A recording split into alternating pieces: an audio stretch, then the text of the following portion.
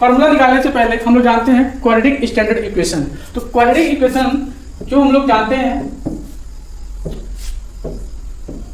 वो क्या होता है, ये हमको पता है कि ax square plus px plus c equal to 0 होता है। क्लियर है। और इस बात का ध्यान रखना है कि a आपका क्या होना चाहिए, नॉट इक्वल टू 0 होता है।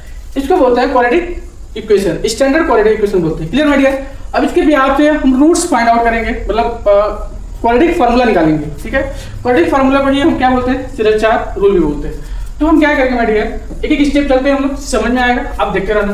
अब क्या करेंगे यहाँ पे ax स्क्वायर प्लस bx। ठीक है। अब लेफ्ट हैंड साइड में प्लस सी है, उसको राइट हैंड साइड में ट्रांसफर करेंगे तो माय डियर कितना होगा, माइनस सी हो जाएगा। क्लियर है। अब देखो यहाँ पे क्या करेंगे, a से दोनों साइड में डिवाइड कर देंगे। तो यहाँ लिख सकते हैं डिवाइड बाई a से डिवाइड करेंगे ऑन बोथ साइड। क्लियर है। अब जैसे a से डिवाइड करेंगे x स्क्वायर का कोएफिशिएंट कितना हो जाएगा, 1 हो जाएगा, क्योंकि हम डिवाइड करने के बाद माय डियर मिलेगा क्या, यहाँ पे ये देखो x स्क्वायर मिलेगा। क्लियर है। और यहाँ पे क्या मिलेगा, plus b by A x होगा। क्लियर है। इधर आएगा तो क्या मिलेगा, माइनस सी बाई ए होगा। अब क्या करना चाह रहे हैं, लेफ्ट हैंड साइड का परफेक्ट स्क्वायर बनाना चाह रहे हैं। तो परफेक्ट स्क्वायर बनाने के लिए कुछ टर्म ऐड करना होगा, कुछ टर्म माइनस करना होगा। तो हम क्या करते हैं, दोनों तरफ अगर ऐड कर देंगे फिर दोनों को कैंसिल आउट कर देंगे तो रिमूव हो जाएगा। तो इसको परफेक्ट स्क्वायर बनाने के लिए हम क्या कर रहे हैं, ये इस बात का ध्यान रखना आप। तो इसमें क्या कि अगर इसको में b बाई 2a अगर ऐड कर दें तो ये सर परफेक्ट स्क्वायर बन जाएगा। ठीक है। और इसको बैलेंस करने के लिए हम क्या करेंगे, राइट हैंड साइड में 2a को ऐड करेंगे। क्लियर है। और ये माइनस सी बाई ये लिखेंगे। ठीक है। अगर इसको कट कर देंगे फिर वही ऊपर वाला लाइन मिल जाएगा हमको।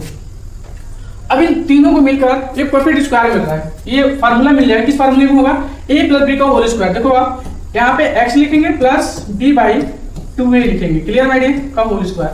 अब इसको ब्रेक करोगे तो a square plus b square plus 2ab होगा, क्योंकि 2 वाला यहाँ कैंसिल हो जाएगा, b बाई 2x मिलेगा। ये हो गया। और इसका आप सॉल्व कर लो तो ये लिखेंगे b square upon 4a square minus c by हो जाएगा। क्लियर है। अब इसको और सॉल्व कर लो तो क्या मिलेगा, यहाँ पे x plus b by 2a का whole square is equal to. ठीक है। ये लिखने के बाद इसका एलसीएम ले लो आप तो क्या मिलेगा, यहाँ पे b square minus 4ac।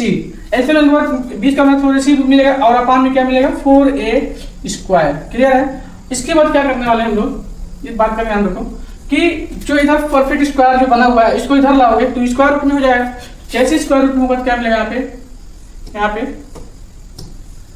x plus b by 2a is equal to, अब जैसे इधर लाओगे तो प्लस माइनस के साथ ऐड हो जाएगा ना, प्लस माइनस के साथ लिखेंगे स्क्वायर रूट ऑफ, अब इसको लिख सकते हो b square minus 4ac upon 4a square. ठीक है। इसको और क्या लिख सकते हो, x plus b by 2a is equal to. अब इसको सॉल्व कर लो तो प्लस माइनस, अब देखो अलग अलग सेपरेट कर दे रहे हैं तो क्या मिलेगा, p square minus 4ac square root मिलेगा। क्लियर है। और अपान 4a स्क्वायर में है ना, तो 4 का 2 इंटू 2 होता है, a स्क्वायर का a इंटू a लिखेंगे, दोनों को रूट के रूट से बाहर निकालेंगे तो 2a मिलेगा। यहाँ पे क्या मिलेगा, 2a मिलेगा। क्लियर है।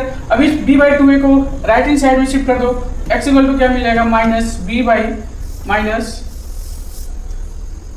x equal to minus b by 2a plus minus root of b square minus 4ac upon 2a।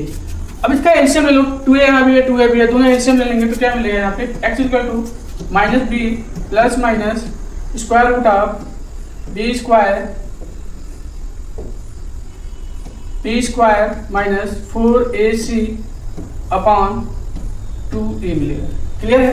x equal to minus b plus minus root of b square minus 4ac upon 2a होगा। ठीक है। Actually में यही आपका क्या होता है, quadratic formula होता है। क्लियर है। तो आपको ये समझ में आ गया होगा माय डियर, यही आपका क्वाड्रेटिक फार्मूला होता है। x equal to minus b plus minus root of b square minus 4ac upon 2a। इस बात का ध्यान रखेंगे, अगर इसको ब्रेक करेंगे प्लस माइनस को, एक बार पॉजिटिव लेंगे तो माइनस को रिमूव करेंगे, एक बार नेगेटिव लेंगे तो प्लस को रिमूव करेंगे, यहाँ जो ट्रांसफर होगा। ठीक है। अब इसके भी आपसे आगे हम लोग पढ़ने वाले हैं डिस्क्रिमिनेंट क्या होता है, ये देख लेते हैं। ठीक है। चलो अब आगे हम लोग डिस्क्रिमिनेंट पे तो डिस्क्रिमिनेंट क्या है ये देखते हैं।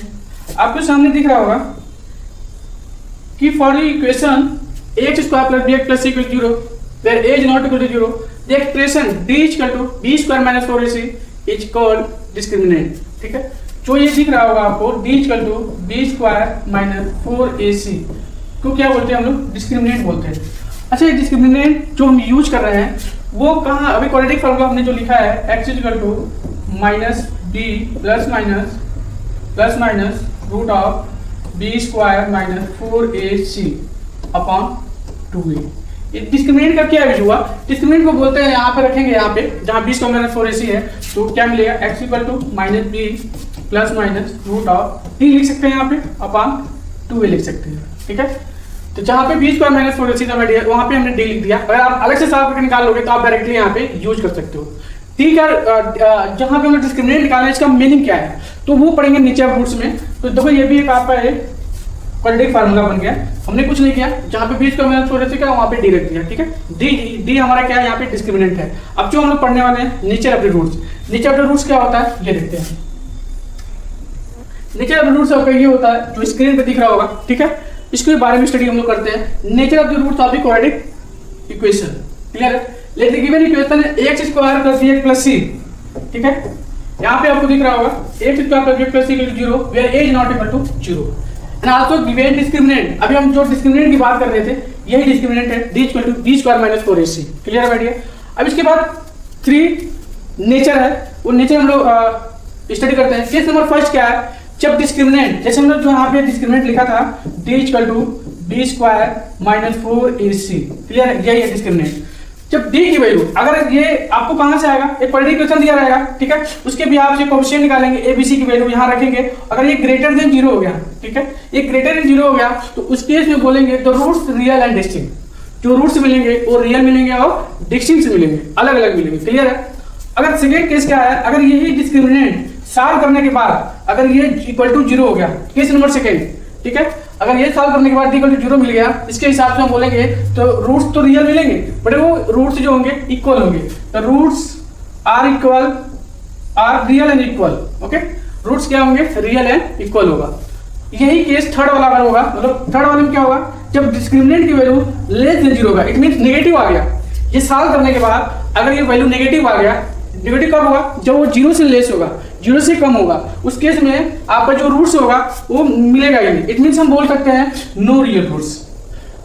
ठीक है, तो क्वाड्रेटिक इक्वेशन के पास 3 केस होता है। ठीक है, जिसको बोलते हैं नेचर ऑफ रूट्स बोलते हैं। फर्स्ट है जब d ग्रेटर देन 0 होगा, उस केस में बोलेंगे रियल एंड डिस्टिंक्ट होगा। अगर d डिस्क्रिमिनेंट 0 हो जाएगा उस केस में बोलेंगे और रूट्स तो होगा रियल होगा और आल्सो इक्वल रूट्स होगा। केस नंबर थर्ड में अगर d लेस देन 0 होगा, इट मीन डिस्क्रिमिनेंट की वैल्यू लेस देन 0 हो गया, तो उस केस में बोलेंगे इसके पास, मतलब क्वाड्रेटिक इक्वेशन के पास कोई भी रियल रूट्स नहीं होगा।